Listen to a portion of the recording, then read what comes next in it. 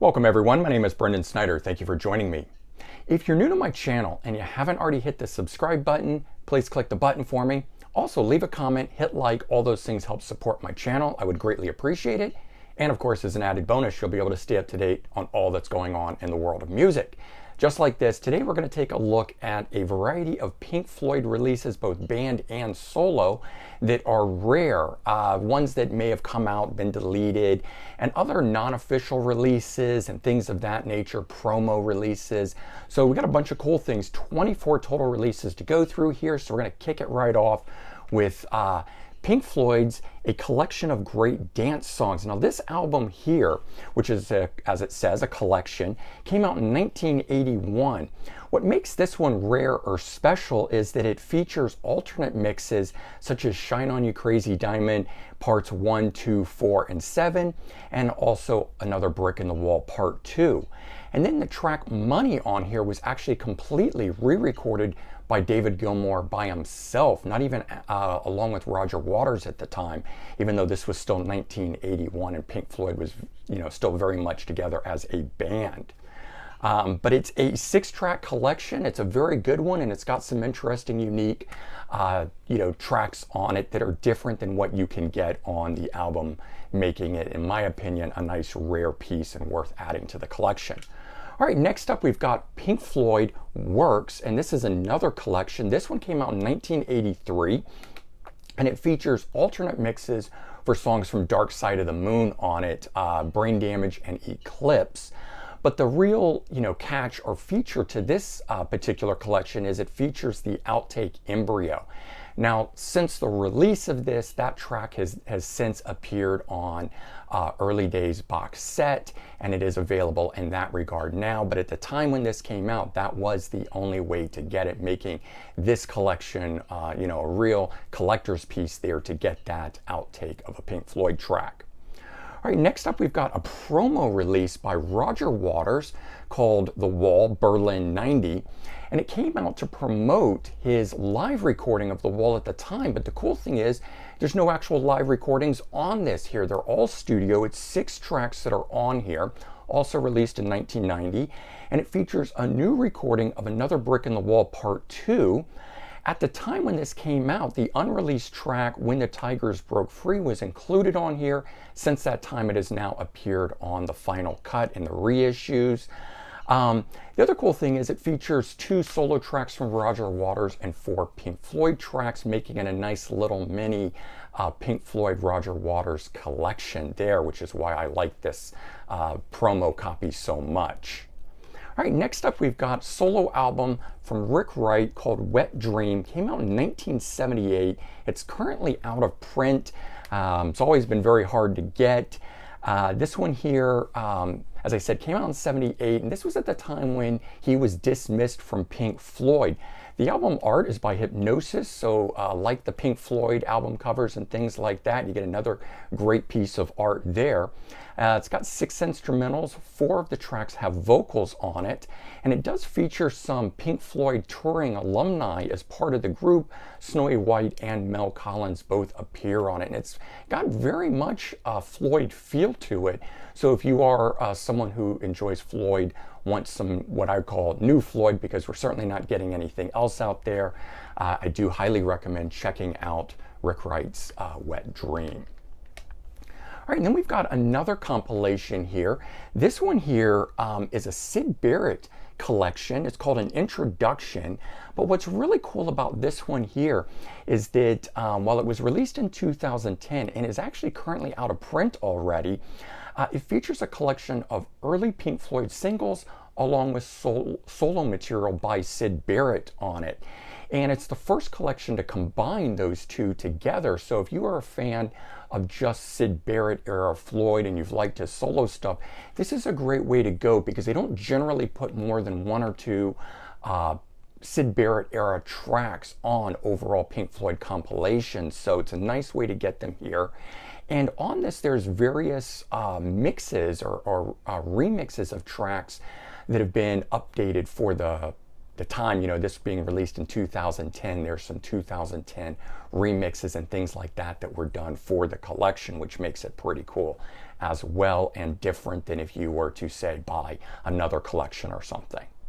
All right, and then we've got, what I call non-official releases by Floyd. Yes, another term is bootleg, but I tend to go with the non-official term or non-official release as the term because the material is officially Floyd, and in a lot of cases, the stuff was put together and comprised to be released, but then later held back at the last moment. And we'll kick things off with Obfuscation. Now, this here is a bootleg in the sense that it is put together by someone else and released. But what this is the Live at Pompeii recording that was due to be part of the Early Years box set in 2016, and it's the remix of that. And it ended up being a bonus on it. People found it because it was embedded in the digital files. But at the last moment, it was removed and not included in the box. So some people did find it, it did get leaked out there, and that's how something like this has made its way out into the world. But this is the Live at Pompeii 2016 remix of it. Very cool, and separate unboxing for this on my channel if you're interested. All right, next up we've got Reverberation, and this one here is the Metal 2016 remix. And so same thing, they were intending on doing a full 2016 remix like they did for Obscure by Clouds, but instead at the last moment they chose to hold it off, although again it was embedded within the digital content portion of the release, so people found it and compiled and released their own version of these things. So the material is official. Floyd did officially remix this, and so you've got this here, but now it is just a non-official release. And so for me, since it was officially put together and comprised to be released by the band, I go ahead and consider it official, even though they did not put it out. All right, next up we've got a Pink Floyd release called United, and this is the live recording from the Live 8 show that they did. And again, they did record it, and you can watch the full video of these things. They were going to release it and then ultimately decided not to release it. So that again is why I look at this and I say, while it is not an official Pink Floyd release, it's one of those things that they were going to do it and then they just were not able to square away all the rights between Waters, Gilmour. There's obviously been lots of legal proceedings and back and forths with those two guys, which is also why we don't have a box set of the middle years. We have the early years box set, we have the later years box set, but we're missing the middle years, and that just comes down to agreements between Waters and Gilmour. And so that live release is the same thing like that. So some of these things happen, and they're available, and so if I can get a hold of them and have them, I do. All right, next up, again, official recorded material, just unofficial release. This thing here is called Pink Floyd Outtakes, and it's very cool. This comprises outtakes from the Division Bell and Endless River, the last two albums by Pink Floyd of the David Gilmour lineup. These are without Waters on here. And so this one here has, what I think is really exceptional content that should get released. I don't know why it hasn't been. 18 studio tracks, one bonus track with the song Money performed live in 1994 at a sound check, and features, as I said, tracks from Division Bell and Endless River, and it's 11 different songs, so there's some multiple versions on there, but you get 11 different songs, 18 total tracks on it. Totally worth it in my opinion. All right, this one here I think is the absolute best one that I've got here. This one here is called Forever and Ever, and this one here comprises a double album of Division Bell and Endless River, and it's all remixed and resequenced together. The idea that Division Bell was supposed to be a double album, and what would that have sounded like if that had been done? And so somebody sat down and re-edited and remixed the whole thing together and sequenced it beautifully. All the volume levels are at the same level on it.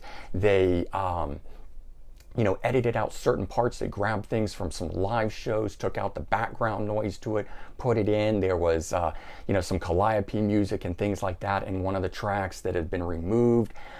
So it's like listening to this stuff for the first time, but at the same time, it's completely Floyd all the way through. Very, very worthwhile. Pink Floyd forever and ever. If you can dig that up, I highly recommend it. All right, then we've got Pink Floyd's The Wall, in progress, 1979. 2 complete performances, studio performances, as run-throughs while they were testing it out. It's got an early one from 79 and one later one also from 79, where they were working on it. You can really hear the development between the two on it. And while there is the box set, The Wall, that has some of this stuff in it, it does not have 2 complete shows the way this is. And in my opinion, even if you have the box set, totally worth having this. All right, this one's pretty cool here. Pink Floyd Animals. It is the 8-track cartridge master. And the reason why this one is really interesting, and I didn't even know this until recently when I saw this, and I had to figure out why was someone releasing this. It features the track Pigs on the Wing, but it's the full complete track. If you know it by the regular album or CD, it's at the beginning and the end, and it's split. But because of the way 8 tracks work, and they looped and they started over, they didn't want that track to be split into 2, re-leaking at the ends of the track as opposed to where they're supposed to be at the middle. So they re-edited it as one complete track and added a guitar solo. David Gilmour was not available, so they brought Snowy White in. So this is the full track Pigs on the Wing, including the Snowy White guitar solo version of it. And so this kicks off with that full track, Pigs on the Wing, and then goes into Dogs, Pigs, and ends with Sheep, as opposed to the outro version that is Pigs on the Wing. So pretty cool. It is just that one track that is different here, but it gives it a whole different listen and feel to it as well. All right, then we've got this release here, Ummagumma, the live album side. What's cool about this one is that they re-added back in the missing track that was recorded at the time, Interstellar Overdrive, that was edited out for time content. And so you actually get all 5 tracks that were supposed to make it onto the album. Of course, it kicks off with Astronomy Domain, Careful with That Axe Eugene, then Interstellar Overdrive that had been left off, Setting the Controls for the Heart of the Sun, and finishing off with A Saucer Full of Secrets. So, and again, seamlessly mixed with the crowd noise, everything, so it does not fade in, fade out. It sounds like it was always intended to be that. Next up, we've got Pink Floyd, Saucer Full of Secrets. This is the UK mono mix from the vinyl. And it's got a different feel. It's much warmer than the remixes, the remasters, the standard CD editions and stuff like that. So while there's no bonus tracks or anything of that nature, it is just a different type of listen to the album. And it's fun sometimes. If you're like me and you really know these Floyd albums inside and out, sometimes getting that different take where you hear something in it that you hadn't heard before because it was mixed a little different for a vinyl take than it was for, say, the CD take, that's always pretty cool. Then we've got Pink Floyd's Piper at the Gates of Dawn, but this is a 2019 remix. So they were intending on putting out a remix of this album in 2019 for an anniversary of this release, and then at the last minute they decided not to do it again. So here it is. I'm not sure how this one got leaked or released, but it did get out there. This is official. The band had officially remixed the album, and it's a stereo remix of it too. The original album was mono, so this is very cool to get a hold of this, again, hearing something like that for the first time. All right, then we've got this one here, Pink Floyd, 1965, The First Sessions. This was a recent Record Store Day release, the ones that were supposed to happen back in April.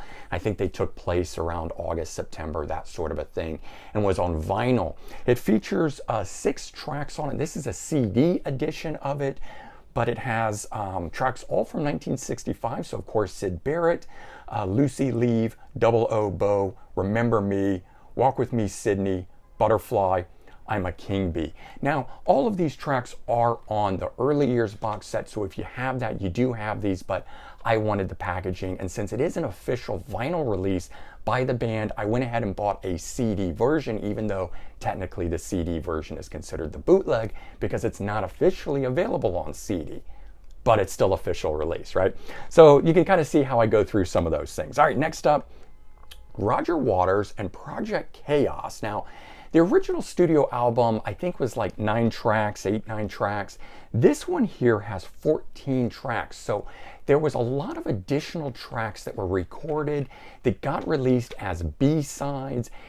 When he did his live recording of it, there was additional material there. So somebody, again, like the Pink Floyd Forever and Ever release, went back in and took all the B-sides, took the live stuff, removed the live background noise, and sequenced it all together to tell the complete story of the Radio Chaos. And again, I think it is so much better than the original release. It just is fantastic. Plus, it's got a remastering on it, which the original album never has had. So it's got beautiful sound. All the volume levels are what they're supposed to be. Very, very professionally done. Highly worth it if you can pick that up. And then I've got a couple cool things here.